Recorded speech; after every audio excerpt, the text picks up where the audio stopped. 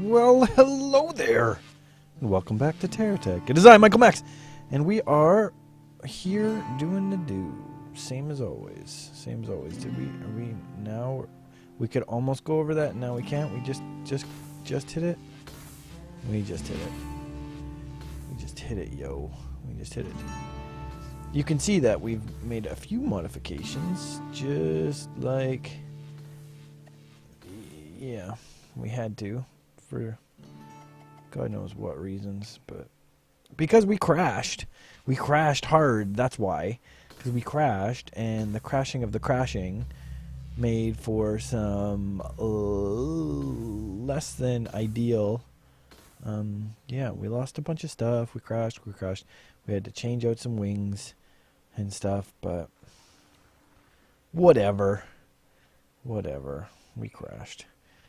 That stuff happens, man. It just happens. Doesn't matter. Whoa. So we just totally just ran right into our thing. Oh, it stopped us dead. It didn't die, we didn't die, but it stopped us dead. That little tiny thing stopped this big monster. That's ridiculous. It's ridiculous, I tell you. It's ridiculous. It's ridiculous. It's ridiculous.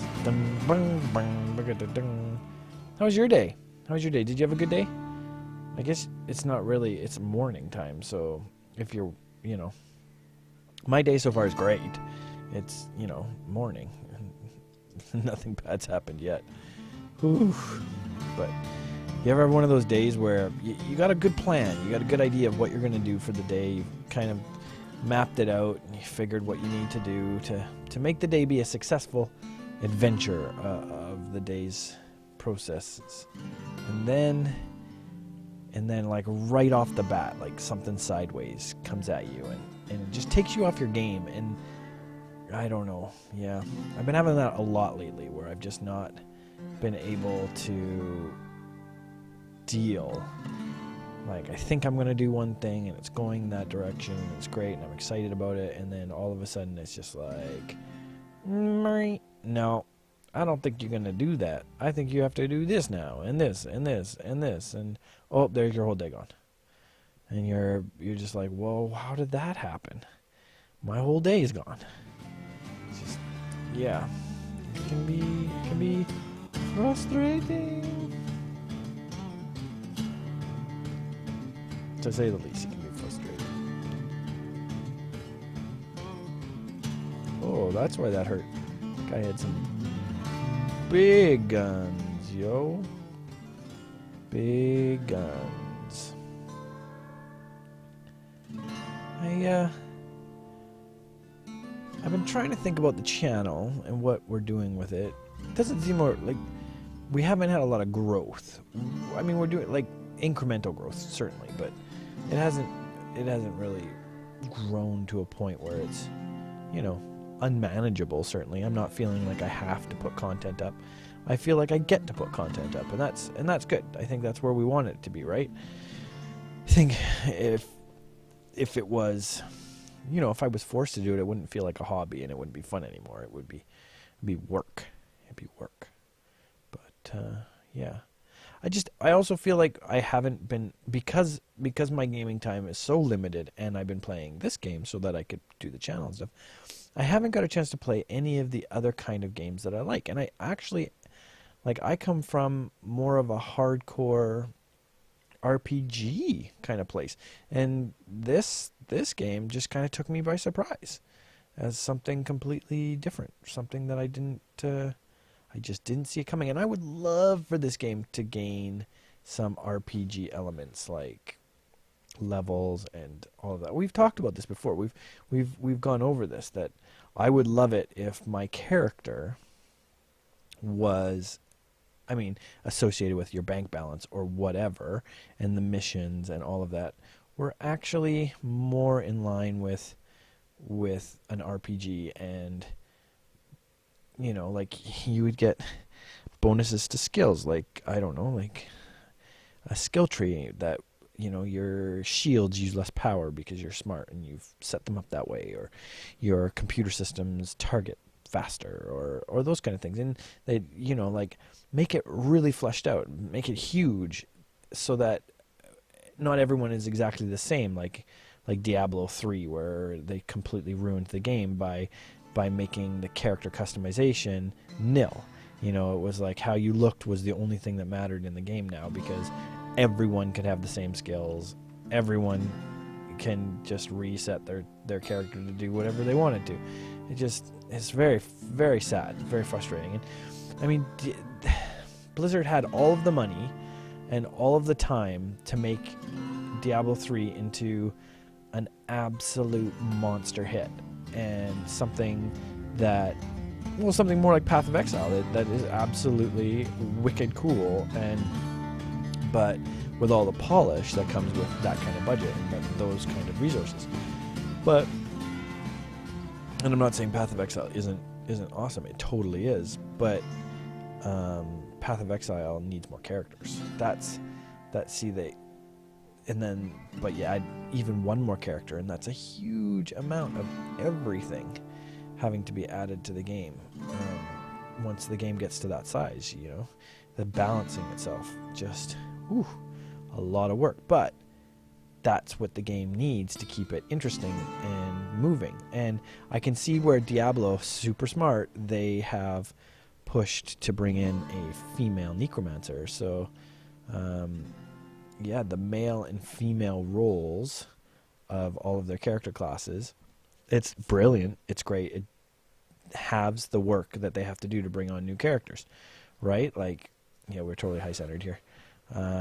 So you get to double your character count, so that all you're really doing is working on animations and changing characters'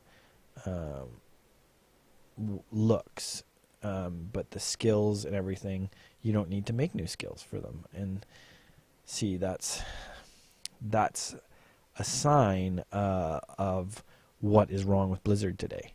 It's a sign of what mistake they have made in the creation of the new Diablo. That they think that the fans want cosmetic changes and would pay for cosmetic stuff, as opposed to actual new content and interesting content that new characters would provide, characters that are customizable, characters that are different from what everyone else can play. And it's frustrating. It's frustrating that that's what they think is. But I guess, and I don't play like Overwatch and those type of games, so and I see how successful they are because everyone's playing the same character. There's like, only a set amount of characters, and everyone goes on the map and plays what character they like and battles against each other with that build out of that character. And it just seems lazy to me. It seems really lazy to me. For those of us that grew up on D&D, where you made your character, and that character was yours because of how you rolled the dice, or how you picked the even better, GURPS. Think of Steve Jackson's GURPS. Like, so amazing for the time when it was built. It was all about the customization of that character, and that character became an individual entity that only you had created, and you chose where the points go, how it was fleshed out, and that made that character personal to you and interesting to you. And I think the TerraTech has it going for it that everyone is building these different techs, and everyone's design is a little different, and everyone's feel for how a tech should look is a little different, and what they come up with is telling of who they are, and that's how they gain ownership to the game, and it creates the portal of suspension of disbelief that it is their world that they're within. And I just don't feel like modern games are really focusing on that as much. I feel like a lot of them have backed off of that hard work of what it is to create. What's going on?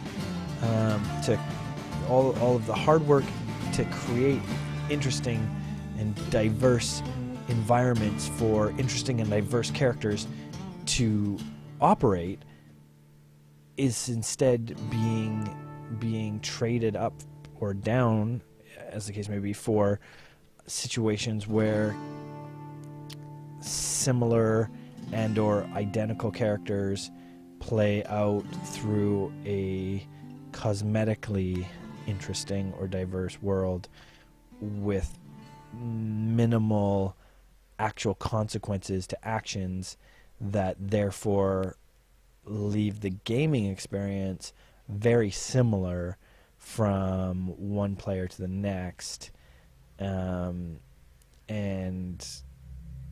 make games more disposable and less replayable in the end. Those are my feelings. I didn't think that's where we were going with this episode. I really didn't think that we were going to spend the day talking about the fundamental differences in game design. But yeah, I guess that's where we are going with this today. I'd love to hear what you guys have to say about it. I would love to hear if you're actually interested in games that come with storylines, the old RPGs and even like tabletop games or role-playing games or all of those genres that offered a different time and place for you to suspend your disbelief, to just go out and be somewhere else for a short period of time with a select group of like-minded individuals. And I feel like the internet and the speed of connectivity has improved to the point where that is starting to become more and more possible, yet the developers have stopped innovating to a point where now it's no longer really, I don't know. RPGs are making huge money, but I'm thinking of the RPGs that are coming out right now, and I'm thinking of like BioWare and stuff, and they're more interactive novels. You sort of follow along. And when I think of Fallout and I think of Elder Scrolls, like those were massively popular games, albeit single player, that ran huge storylines, really important storylines, and your character through those storylines, and you still got to do it your way. You still got to create the character you wanted to do and play in those worlds, and yet the multiplayer aspects of those games never really. If you play Elder Scrolls Online, or you know what, any of those, EverQuest was my first. Ultima was Ultima Online was one of my very first kind of foray into the multiplayer universe. And then EverQuest, I played a lot of EverQuest, really enjoyed EverQuest because it was fresh and new, and now it doesn't seem like anything is fresh and new in those games, the multiplayer games. I just haven't seen anything that makes me totally excited to play a multiplayer online game, and I haven't had time to commit to any of them or really see where they are with, like, I haven't played any of the Final Fantasy online. I haven't played, I stayed far away of World of Warcraft. I did play EVE Online for a while, which, funny enough, is an amazing game and universe that you create your very own character that is only you, and then that character can be revived, and I mean I loved that part of the game. It's probably changed so much now that it's unrecognizable to the game that I played back years and years ago. But I found that those were the kind of games where if you didn't invest hours and hours every single day, you were never going to improve enough to a point. And the players that were investing the time were using that to take advantage of other players. I felt like that all of the casual players were just preyed upon, and that was a shame. I felt like it was a hard reality that pushed that game away from being something that I enjoyed, and that's sad, but totally true on how multiplayer games like that went from being awesome and novel and interesting and exciting to being just kind of heartbreakingly expensive in time and money, and people were paying to win.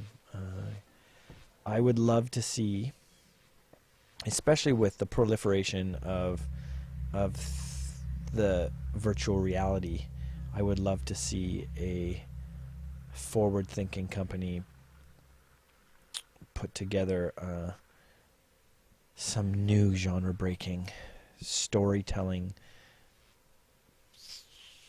character-driven games where you could meet with fellow people.